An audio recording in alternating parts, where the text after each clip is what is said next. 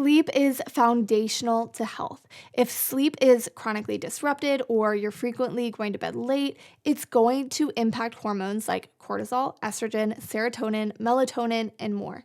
It's going to increase inflammation in the body. Cognitive function is going to decrease. Mood can become less stable, and healing is going to be much harder for your body to accomplish. Now, the thing about sleep is that it's not something we can force. However, we can create rhythms and routines and environments that support better sleep. And in this video, I'm going to give you the top 5 things that you can do to optimize your night for better sleep. I'm Bridget Teyler. I'm a holistic health coach and a childbirth educator, and I'm so glad you're here with me in this video talking about how to get better sleep. Let's jump in right now. The first thing that you can do to optimize your nighttime sleep is to turn off overhead lights after sunset. Lights that are above our heads tell our brain and body that it is still daytime. This is because our brain and nervous system don't think logically, they act based on inputs. Just like the sun shining down on us through the day tells our bodies to be on, overhead lighting does the same, and it's going to prevent your brain and your nervous system from calming and winding down, as well as keep the hormones that drive sleep from properly rising.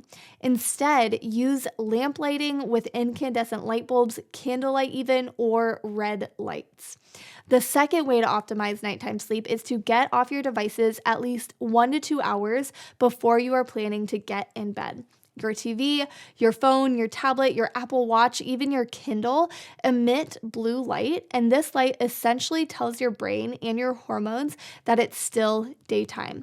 So not only is that going to impact your quantity and quality of sleep, it's going to impact the flow of hormones that are dictated by light and dark cues.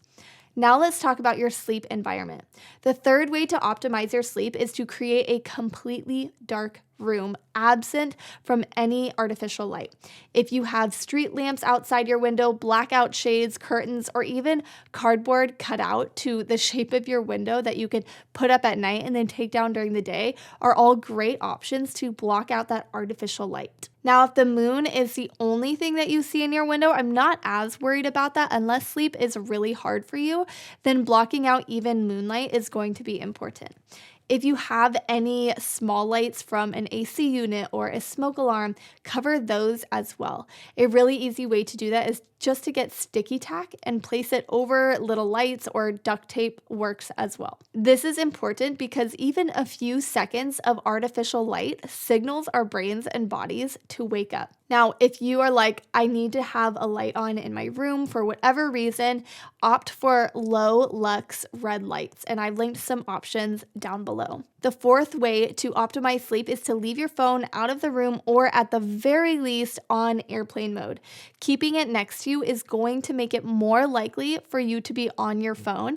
Plus, your phone emits EMFs, which studies suggest to interfere with the body's natural production of sleep hormones. In the Holistic Womanhood course, we go in depth about how circadian rhythm, light, darkness, and sleep all impact specific hormones that drive mood, ovulation, detoxification, and more. So if you're interested in learning how to optimize your circadian rhythm, as well as your nervous system, your gut, your metabolism, and your reproductive system, then make sure you check out the Holistic Womanhood course, which is linked down below. The fifth way to optimize your space for sleep is to aim for a room temperature between 60 to 67 degrees Fahrenheit.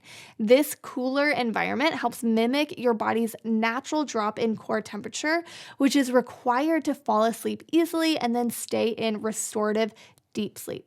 Now, I know that it's not always possible to have your environment perfectly temperature controlled, so if you can't control your room's temperature, just make sure you're dressing for good sleep and that your bedding isn't causing you to overheat.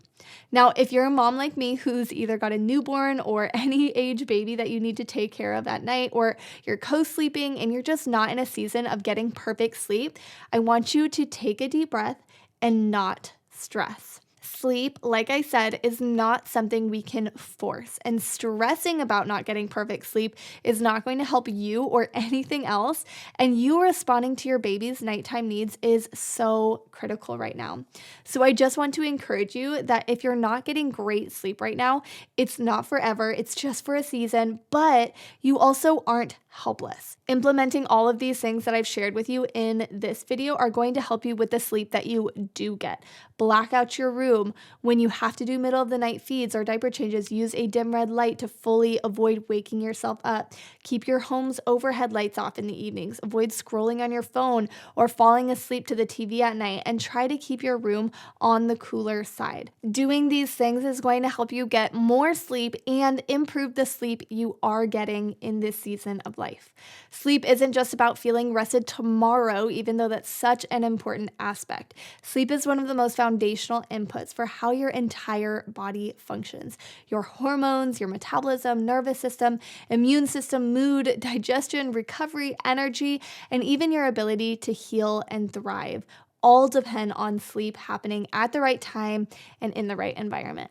And while none of us are going to do this perfectly, especially in different seasons of life, these small, consistent changes really do add up. And every evening is another opportunity to give your body more support for better sleep. So thanks for being with me in this video, and I will see you in the next one.